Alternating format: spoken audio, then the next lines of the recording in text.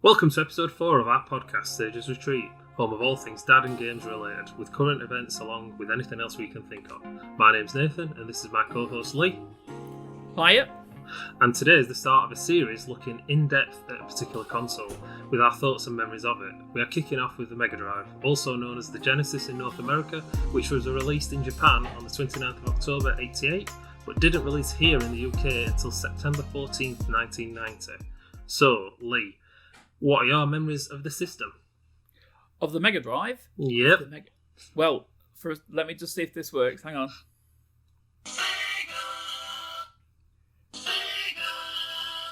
That right there. Instant nostalgia flood. Oh, my heart. I get this kind of, you know, the other thing that does that to me is when I accidentally come across a He-Man video and it's like, I have the power. And I'm like, oh my God, I also have the power. As a child, that made me have the power. And when it comes to consoles, and also, of course, specifically the Mega Drive, that sound, switch it on, and it was like, there it is, it's on. And I'm ready. I'm focused. I'm going to get my cartridges all ready. Of course, they'd already were one plugged in order for you to get it on, because you have to switch it off. Plug your cartridge in, then switch it on. Hopefully it works. And if it doesn't, let's go for the old cliche, which we all know about. We give it a little blow.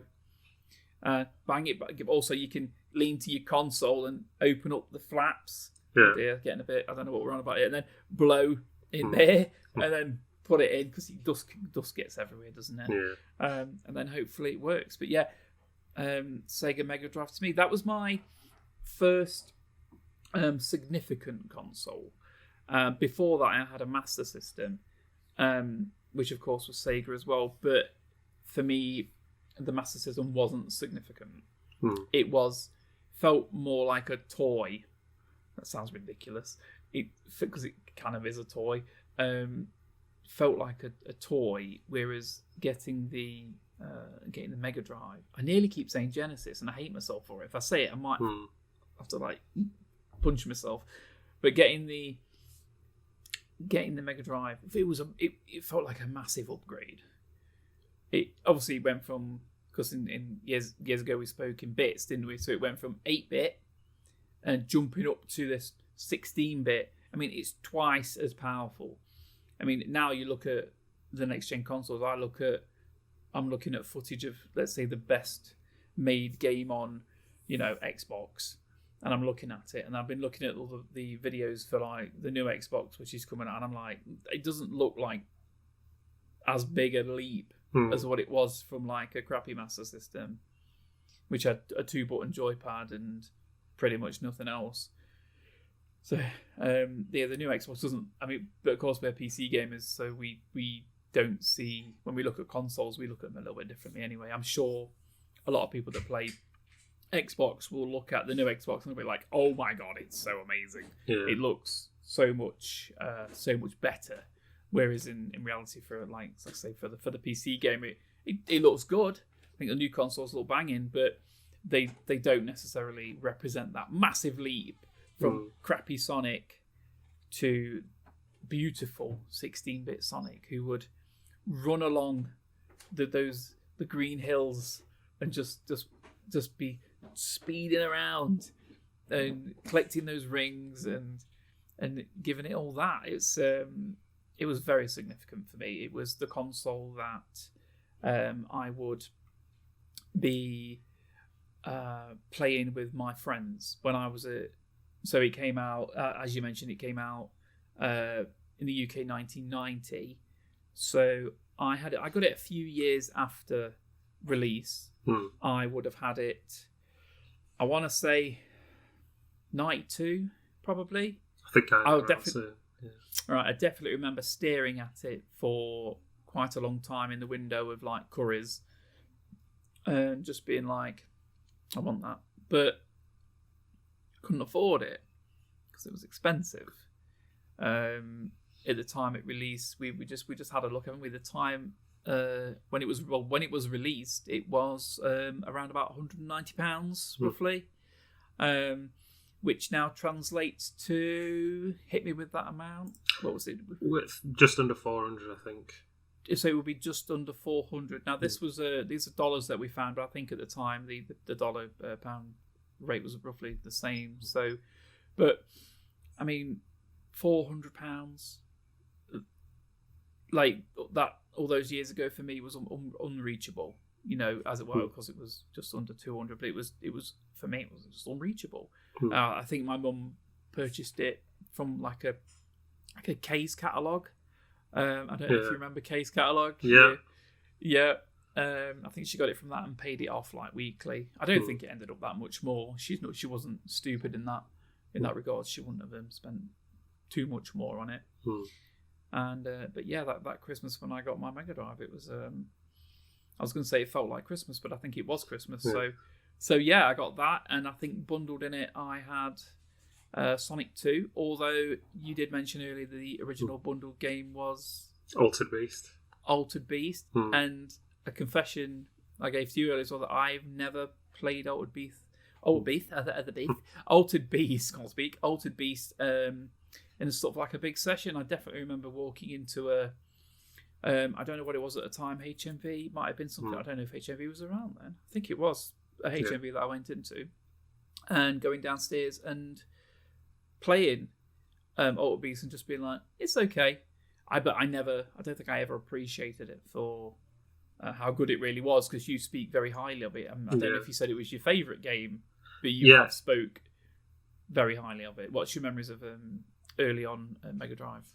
I got mine probably around the same time as you, 92, 93. I can't remember the exact year. I would have been like, 7, 8 at the time. Tiny. Yeah, I can remember because we had Master System first, and just looking at it, it does, like you said, it does look like a toy. It looks blocky. It doesn't look very good. But then when you see the Mega Drive, it looks sleek. It looks cool. It's hard to explain how nice it just looks futuristic just in itself. Yeah. Even now, I think today, it's a very nice thing to look at just on its own. We aren't playing any games. Even control pad were that sort of like Batman, like that sort of shape. It looked like a Batarang, didn't it? Yeah. Anyway. Yeah. And that were perfect. I can still remember the feel of it and the clicky buttons, and because they were quite big buttons, weren't they, on ABC? But that just makes me think of being a child, and that's for me. That's the console I remember being excited to get. I know I did with PlayStation a couple of years later, but I'd pined for that. PlayStation come out of nowhere for me, and we got it, and I was excited for it and everything. Yeah. But Mega Drive, that had been on shelf, and I'd been eyeing that up for a good few years before looking in the Argos catalogue at it, thinking I want that, I need that, and then looking at the graphics of the games, and then sitting back down on my Master System and playing Alex Kidd and being like, oh, this is nowhere near. Having fond memories of Alex Kidd, of course, when you played it as this built-in game, but then looking at like a newer game on the Mega Drive, just going, that was a turd. Yeah, like, it looked terrible, and you have to appreciate the aesthetic beauty of it now, because it was a game of its time, and it was fine. People love playing it. We're not knocking it. It is a more of a comparison, a jump from one about that difference. You could never have speed. In the Master System. I had Sonic the Hedgehog on Master System, and it was terrible. It was it was expecting one thing, but then getting this horrible. It's like it felt like a knockoff. I felt like a dodgy, cheap Chinese knockoff of Sonic, but they were fobbing it off to you, being like, "Yeah, this is Sonic," and I'm just going, "It's not Sonic. There's something not right with it."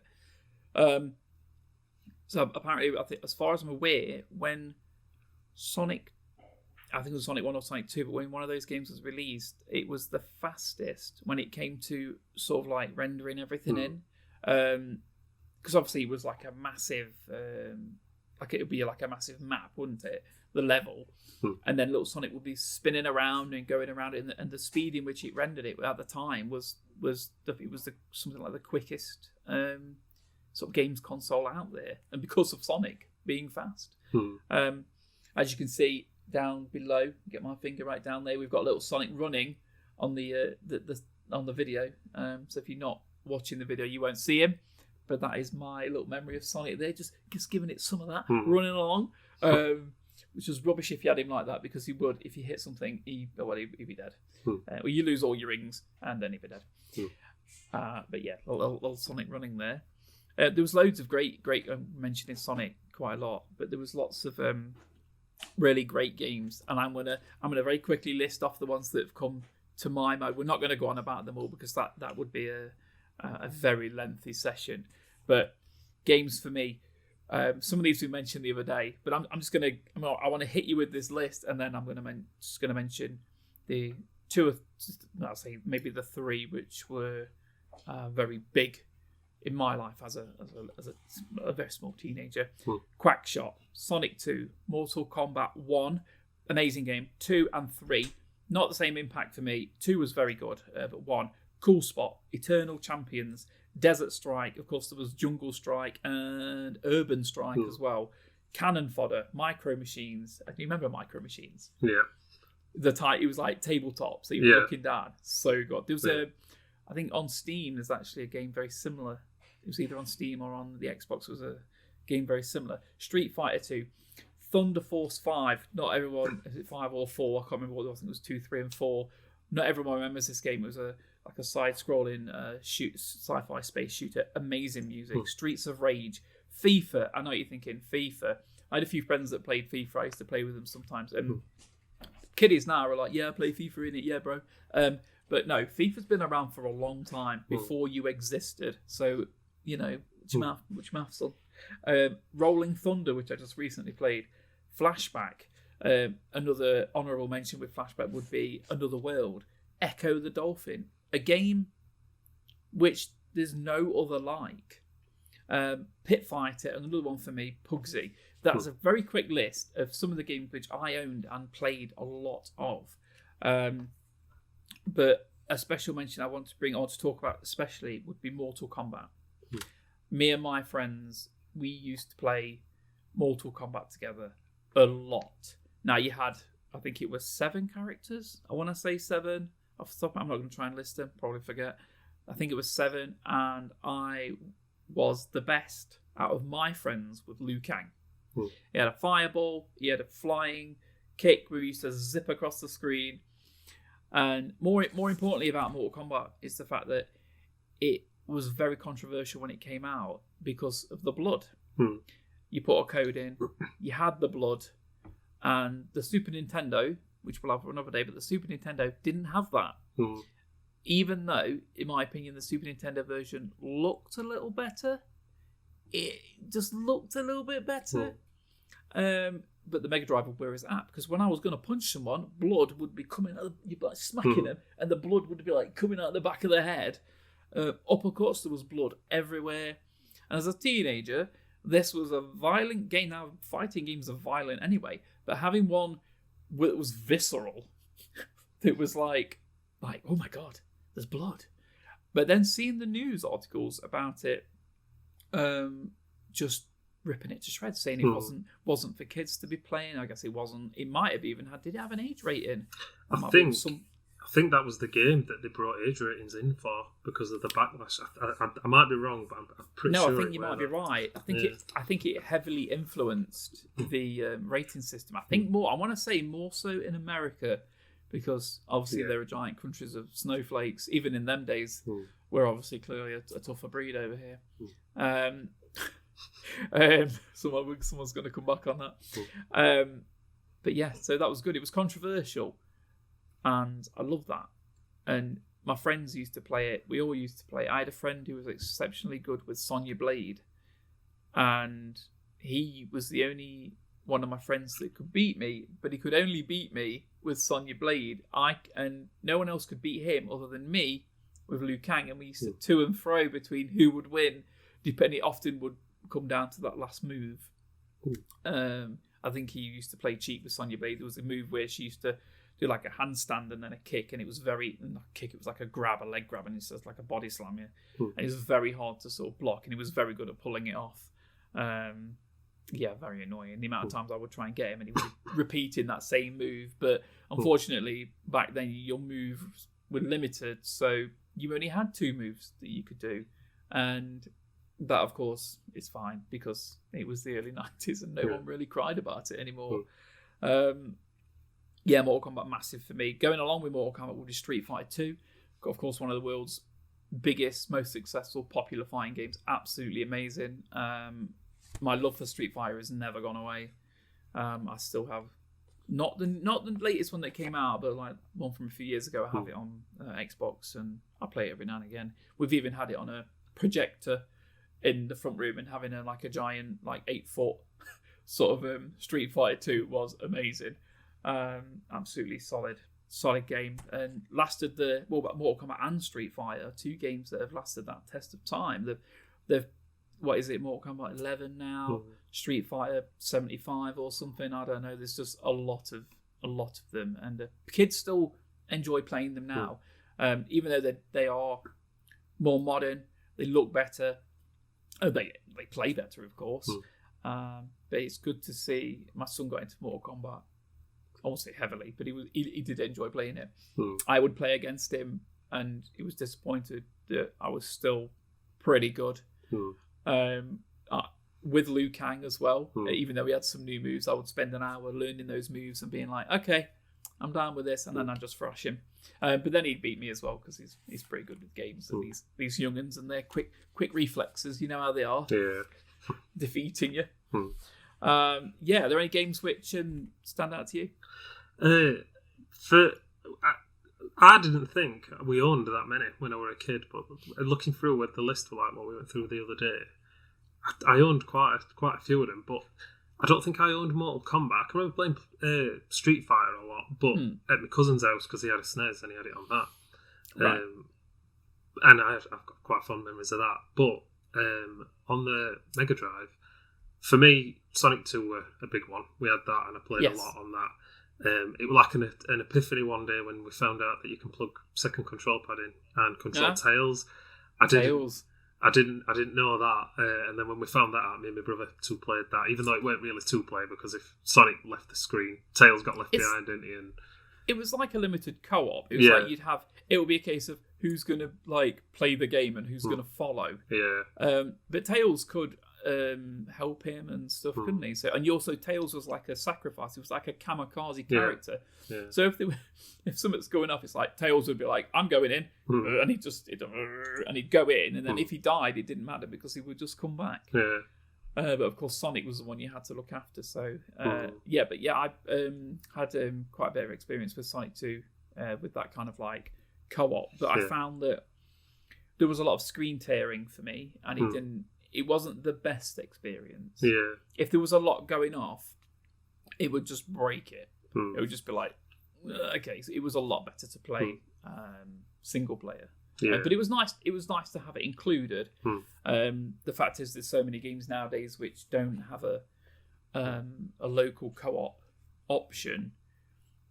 I think is a big failure.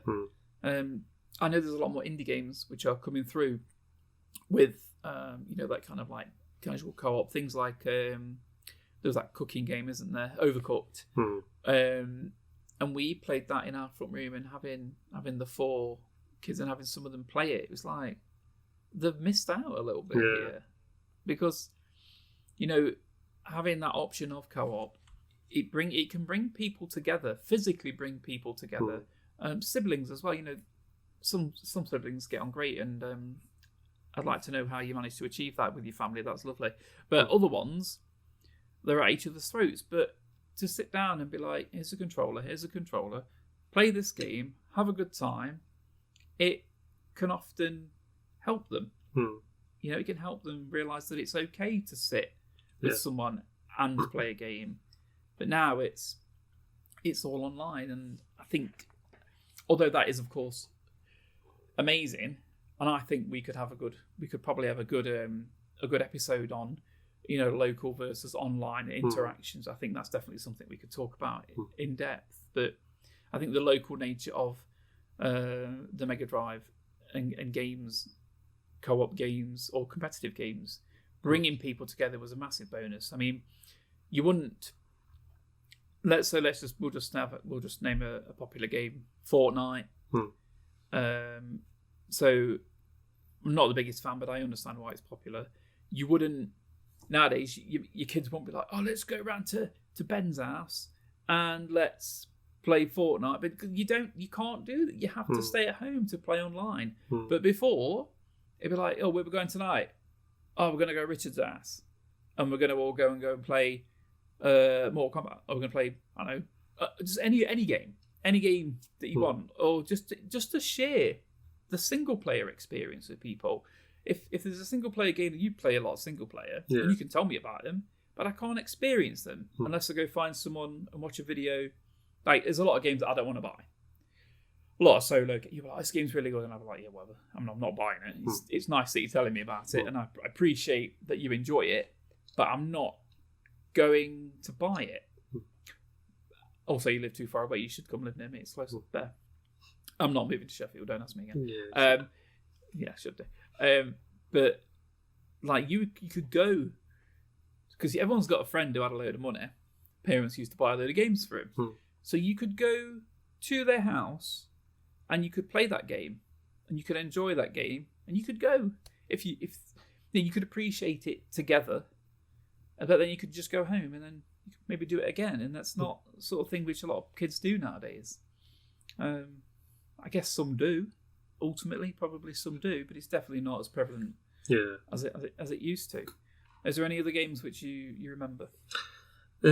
Golden Axe. I don't know if you mentioned Golden Axe, but I didn't. That's not a game which I played a lot of, but I'm going to hold this up to the camera that I've been hiding in the back.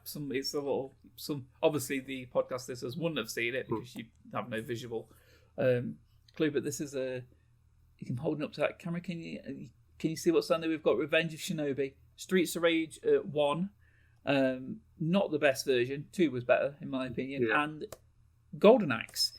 3 very good games. And you say you're a big fan of Golden Axe. Yeah, that's because I also had that exact same game, that with the 3 in 1. So I like all them on there, but Golden Axe was my favourite out of them all, only because I think Shinobi was extremely difficult, and I was only like 8 or 9. Still is. Yeah, it's ridiculously hard. So, but Golden Axe, it had that nice difficulty level, and I liked the fact that you could mount things. You know, like I can't remember the name of the creatures, but like a dragon had come, and you could knock the rider off and then get on his dragon, and then you could ride around on a dragon. Like a weird little, weird pig dragon thing. No, that's the first one, but you could like sweep a tail around and like knock things out. That's it, like spin. Yeah. And it'd do the same sound effect too. Yeah.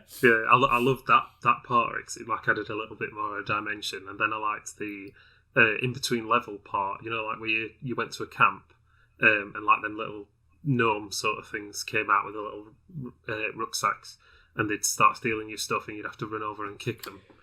I have a vague memory of it, but I would only like play Golden Axe for like 20 minutes and then put it down, because for me ultimately Streets of Rage was better, so I'd play that instead. Yeah. But yeah, were they like little loot goblin type? Yeah. I think they were like the precursor to loot goblins in like Borderlands or everything else. They were the things that stole your stuff and you had to get it back, and then you got more returns for killing them. So you'd get more magic potions, or more what Mega Drive loved to do, a cooked chicken on a plate. Like you'd get that, like Streets of Rage, go and kick a bin, full cooked steaming chicken falls out on a plate ready for you. And there's a phone box. Hit it with my pipe, and then underneath was a pristine apple, but if you was really lucky, a roast chicken. Yeah. And then, yes, I've got some life because I've eaten my phone box chicken. I think the roast phone box chicken. What a great name for a metal band. I think the chicken gave you all your life back. Yeah.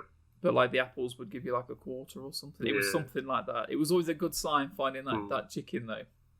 The chicken was the way to go. Yeah. I miss. You don't really see it in games anymore. Like roast chicken. Yeah, a roast chicken that can just heal you. Like food instantly heals you. I liked that about Golden Axe. Kid Chameleon. I don't think you mentioned that either. That was one of my favourite games as well. I spent Kid Chameleon. Yeah. The little like sunglasses, leather jacket wearing, big headed lad. Yep. That you'd put a mask on and you'd inherit them powers. So you'd put the ninja mask on, the samurai mask, and you'd be able to use a sword and sort of run like a samurai. That's right. Yeah, I have played it. But only like a little bit. I remember playing it a little bit. I remember its going back to legacy. that. People mention it a lot. That's the game that I don't think people want to forget. I think people have had some very good experiences with that game and regularly bring it up, which is great. Which is another one of those games which people remember. Yeah. The Mega Drive, of course, had a lot of add-on peripherals. Yeah. So your standard joypad, of course, was 3 buttons. You had your D-pad. Oh, I need to mention that D-pad. Do you remember it had that little divot, that little dint? Mm-hmm. And did you ever get a blister on your thumb? Mm. I remember getting that blister. I think it was like a weekend. I'd just been playing my Mega Drive. Like I don't know why I wasn't doing anything else. I was just playing that. And I remember for like a week or so afterwards, I couldn't play because it hurt that much. Even if you put a plaster on, it just your grip on your thumb was lost, so that you couldn't then play. So it's a little bit. That's the memory I have of the joypad being, although great and chunky, with a quite short. I don't think the wire was very long either. I think my Mega Drive had to be lifted, placed on the floor, and then I don't think I had to move my chair, but I think I had to lean forward to play. I didn't casually play. I remember having to be forward in order to play. But that's just nowadays you can go down the road and have your joypad and carry on playing, can't you? Which is pretty good. But of course, the advent of fighting games brought an evolution in joypads because you then got the 6-button joypad, and I remember it being a little bit. I think the joypad itself was a little bit smaller, but then it had this extra row, and I think mine was like an extra row of like grey buttons on top of the black. So I had the 3 ABC, but then it was it XYZ? Yeah, I think so. Yeah, I think like XYZ on top.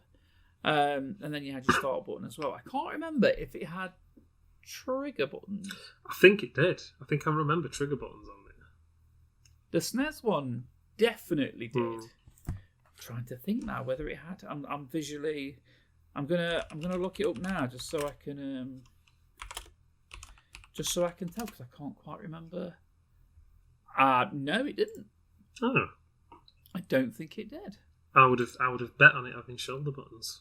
I 100% would have. Oh, and my description was accurate. Black buttons, and then with the 3 grey on the top. Do you remember all the third-party controllers that you would get? So if you had a game where that you had to shoot consistently, like your thumb was like, oh my god, you'd wear your thumb out trying to press this button. Or what I would do is I would have it on my lap and I'd use my finger because it was quicker to do that than it was to do this, because my thumb doesn't work. I'm trying it now. Thumb, finger's like double the speed easily. Or if you had to press like A and B like after each other, you'd roll your finger across the button, so you wouldn't go like, you wouldn't physically press, lift up, press. You'd kind of rub it like suffering like little damage to your finger because you'd be constantly knocking the buttons, but you'd be like, this is the way to do it, like running games. You had to like get speed up, and then your character would just be like chung, and it would just fly off. But yeah, so you had these third-party controllers, and with them came what I would consider the first sort of hacks and cheating, because rapid fire switches, each button could have a rapid fire switch. So if you held down A, for example A, it would be like blah, blah, blah, blah, blah, blah, and then you could change the speed, because obviously that digital signal, it would just repeat it, as opposed to having to physically press it, bang, bang, bang. It would do it for you, and that would be useful for some games, I guess. But I think it would be very useful for Street Fighter being Blanca and wanting to do the electricity like that, because you had to press the punch over and over. So if you could just hold that button down, mate, you're laughing, aren't you? Just bam, and they'd be like, are you using that controller? And you'd be like, well, clearly, because you're next to me And we don't do online play with Street Fighter, so don't ask stupid questions. But yeah, I remember those crappy. I never had one. I had friends that had one, but I was like a bit more like, I quite like the original one. I never had a need of it, so it was never really an issue. I do remember a very large add-on for the Mega Drive. I never had one because, good lord, that I think it probably cost the same as a house. Was Mega CD. Yeah. I believe quite late on in its life, but it was an attempt to take what was good hardware and be like, we can make this better. And I don't believe it really did make it that much better, because as far as my memory goes, it wasn't as successful as they wanted it to. We haven't got the exact facts and figures around this, but I have to think to myself, I had a lot of friends with a fair bit of money. I don't think anyone owned it. I can only remember a handful of games, and I have a very good memory for one of the games that I played a bit of in a shop, which was Sewer Shark. Don't know if you remember Sewer Shark, but it was like, it had the thing at the time was trying to incorporate reality into games. And a good example of that would have been Flashback, where the animated character was based off a real video. So someone would do a forward roll, then lift a gun up. The animation was frame by frame the same as what they would be when they were rolling. So it made it very fluid. Underworld did the same thing. I believe Pit Fighter did it. I'm pretty sure Mortal Kombat did it as well. They had this trying to get like this element of reality and make it, and they do it all the time now with games and especially movies, but it definitely felt a lot more real. And with Sewer Shark, they had, so you'd be like in this sewer doing what you were doing, but then you would have this interaction with like a full motion video. And because of obviously with a cartridge, in those days you weren't able to do it, but with a CD, the music was better. The voice, of course, was better because it's a CD. But also, you had this the advent of video. It wasn't the best video, but you plug in this box. Well, with the first Mega Drive, obviously you sat it on top because it was like it looked like a DVD player. And then with the Mega Drive 2, which came out. Which I actually had the Mega Drive 2. I never had the Mega Drive 1. I had the 2. It was just side by side, if you remember. Remember it being, and it just this video just made it better. It was interesting, but it never. I don't think it hit off as big as they wanted, because there was another add-on, the 32X. I never played any games on that. But yeah. I'm trying to think of what was it called, the Menacer. Do you remember? Now the SNES had the Super Scope, but the Mega Drive had a Menacer. I had a friend who had a Menacer, and if you ever remember going to the arcade and using a light gun to shoot, whether it be House of the Living Dead or whatever it was, I think it was Time Crisis. But having this gun it brought a whole new element to the Mega Drive, and it was a pretty welcome thing. Did you ever have any of those dodgy? You ever have any of those dodgy joypads yourself, or did you stick to the normal one? No, I didn't have as many rich friends as you, I don't think, or we didn't have that much money, so I think we got the 2 control pads you got with it, but we didn't have any of the extras. Did have for the PlayStation 1. Did you get 2 with it? I think so, yeah. Right, are you unless we just bought it with 2. But at the time I remember having 2. But I think we only had them for the entire time. We didn't get any of the other ones. For PlayStation 1 I had the turbo. I had a couple of turbo ones. So you could cheat basically and press turbo button and X button or whatever. But that we didn't, because it had the scope for the SNES or the NES, whichever one that were, that big bazooka looking scope. The Super Scope was for the Super Nintendo. Yeah. The Menacer, I think the Super Scope, to be honest, it looked quite good. I did like the look of it. It looked like you could take out like a tank with that. Yeah. The Menacer looked like a mishmash of like odd Nerf parts that they just thrown together and just went, that'll do. It had some weird like binocular scope thing that you couldn't use very well. I've seen quite a few people mention the fact that was like a bit of a waste of time. But But yeah, the add-ons really helped with that. So that about wraps things up for today. I hope you've enjoyed listening to mine and Nathan's experiences of the Mega Drive from when we was little. There's plenty more systems to talk about in the future. Thanks for joining us. Don't forget to like and subscribe to hear more from us. I've been Nathan. I've been Lee. And we will see you next time.